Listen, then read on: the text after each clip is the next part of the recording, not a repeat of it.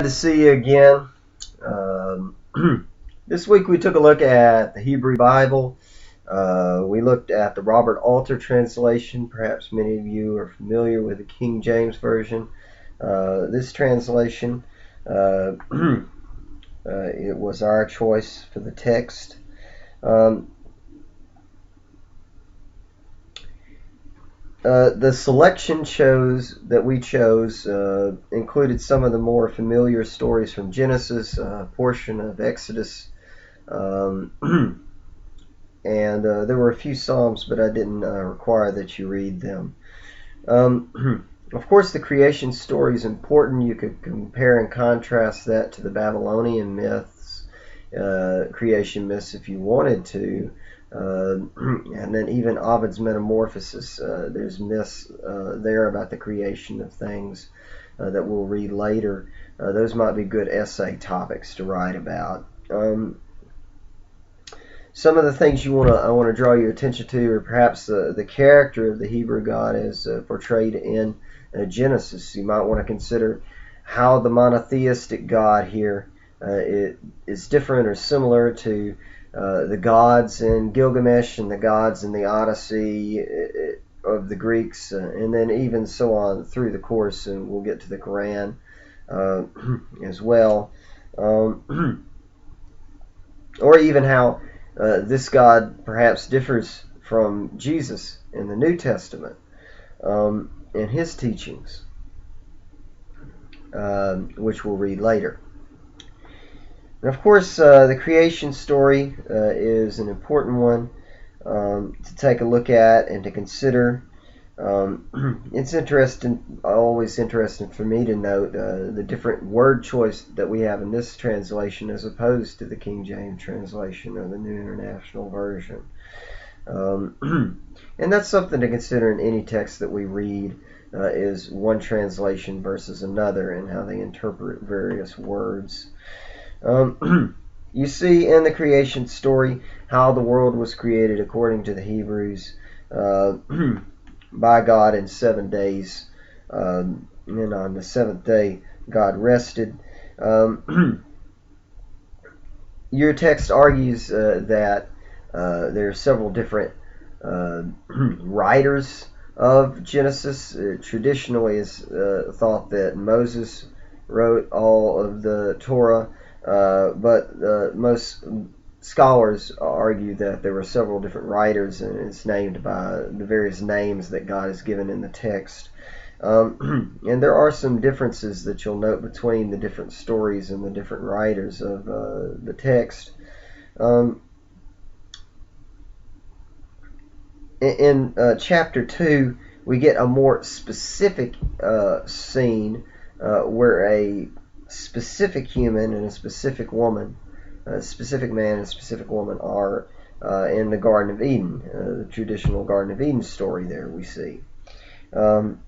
It's important to note the footnote on page 95 of the translation of the word Adam, which we perhaps typically have seen. In Hebrew, the word means human, also means dust. So it doesn't necessarily refer to one particular man. It's not necessarily a male. It means all of humanity is what the word Adam means in Hebrew. And so it's interesting to think about that.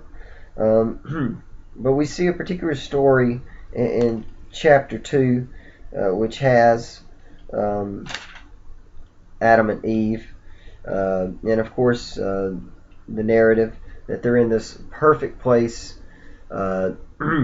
and they fail. They could live forever. They have dominion over everything. They have all their needs supplied, but they fail.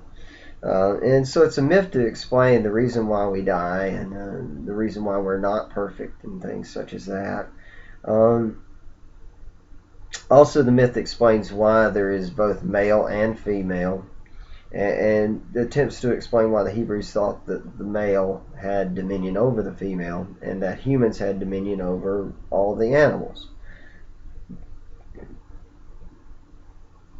And it's important to note that whenever I say the word myth, I know many people feel very strongly about the Bible, as do I for certain reasons.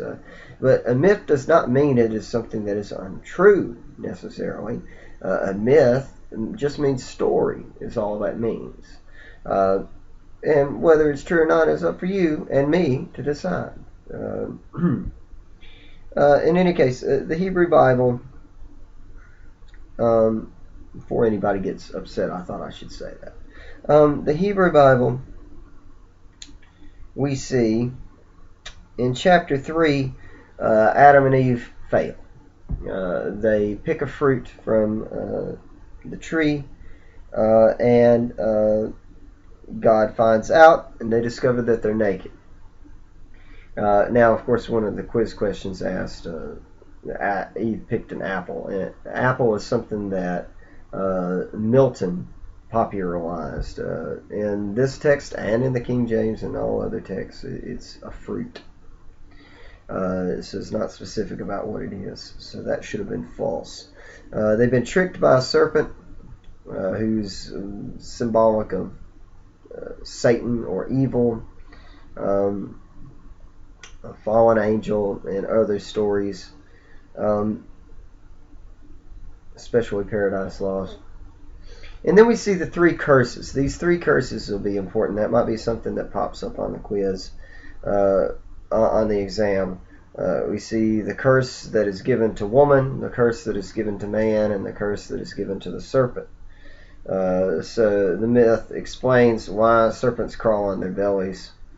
It explains why women suffer during childbirth, and why they should be submissive to their husbands, and why their husbands have dominion over them.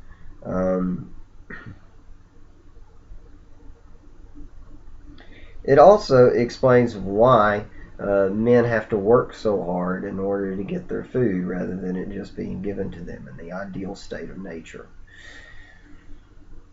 So this ideal state of nature in Garden of Eden perhaps might remind one of Epic of Gilgamesh. So we see in the Epic of Gilgamesh, Enkidu is in the state of nature. Might not be as ideal as the Garden of Eden, but he is in a state of nature. And then he's civilized. But this myth, on the other hand, shows the state of nature not to be so cruel, and civilization to be so great. The opposite is the case. The state of nature is a very ideal place where we would all want to live. And now we're stuck in a harsh place called Earth. Then they're sent out from the Garden of Eden, and they're not allowed to return. Of course. The next story we see is Cain and Abel, a myth to explain murder, how it came about. It also talks about sacrifice and the proper way to sacrifice. It's not very specific about that. That's more specific in other books of the Torah about how exactly you should sacrifice. There's also some issues going on there about free will versus determinism, things such as that, to consider if you wanted to consider some themes as to whether Cain was doomed to do this or it was his free will to do it. It also explains, Cain is shown to be one of the first wanderers, beggars, supposedly began to found civilizations and places like the Tower of Babel and other ungodly places, perhaps. He is the man who is the father of all of these men who think evil only continually, that we see in the flood, which is the next story on page 99. And the flood, it would be a really good essay to talk about the differences between the biblical flood and the Gilgamesh flood, not only just to identify the differences, but to analyze what the differences and similarities say about the two cultures. And this story, like like the Abraham story, emphasizes the value of obedience to God. So Noah is a man who is obedient, therefore he is privileged by God, and he is blessed. God says that he's going to give the earth to his children, and that promise is echoed with Abraham. So, unlike the Epic of Gilgamesh, where it's a little more unclear as to exactly why the gods wiped out people, this one's a little more clear as to why their thoughts were only evil continually, is what it says. And so humans are wiped out, leaving only a few chosen people who were chosen because of their obedience to God. They are left. And it's important to note, the flood myth explains the cause of the rainbow. We see a myth of destruction and regeneration here. He says, "Be fruitful and multiply and fill the earth." We've heard that promise before. There are there's some other taboos explained here. The taboo that you shouldn't look upon your father when he's naked. Myths explaining the dangers of drink. We see Noah drinks too much and passes out, and bad things happen to him. God makes a covenant. He continually makes this covenant. It's a repeated theme throughout our selection of the Bible. And then on 102, you see the myth that establishes dominion of some groups of people over others. It's argued that because Ham looked on the nakedness of his father, that he will be a slave to his brothers.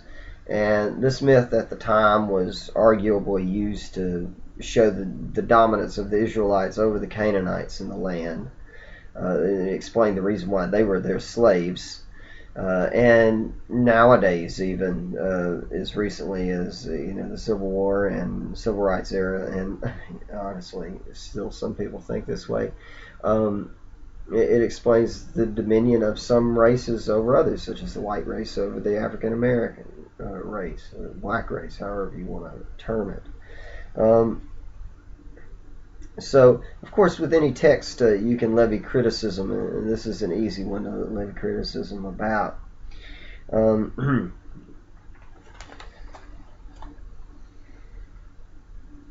Of course, the Tower of Babel is another important myth, explaining the origin of languages and why they're so different, because of man's ambition to be like God, which is to be looked down upon.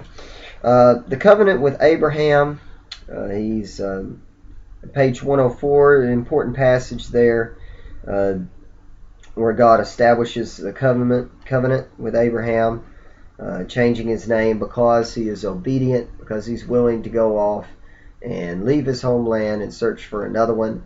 This theme of exile and return, search for a homeland, this is something that is repeated throughout our selection of the Bible, and of course also echoes themes that you see in the Odyssey as well. Again, the idea of being tested is repeated often. Men are given free will, it seems. God knows how they're going to act, it seems, but he tests them continually. And of course, looking at the character of the Hebrew God, this is one way that many have criticized, especially the scene where Abraham is sent off to kill his only son.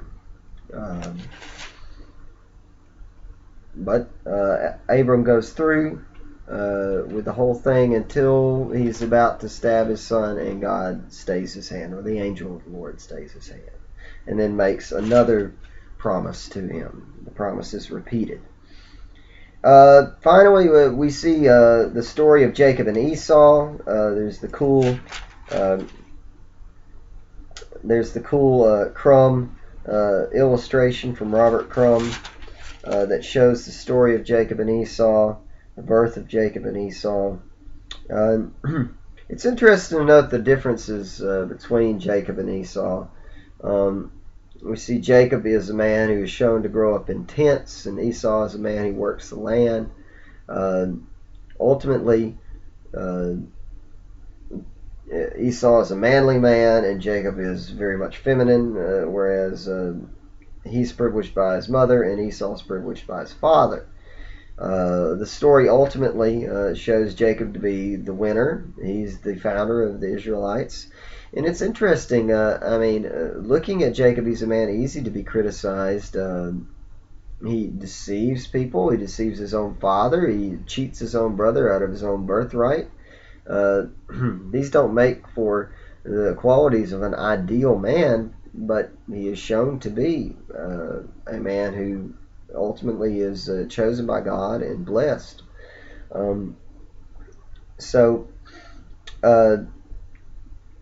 Perhaps it indicates that the Israelites valued cunning. They valued smarts more than they did the ability to go out and catch animals and things such as that. And it probably shows that they're a more civilized culture.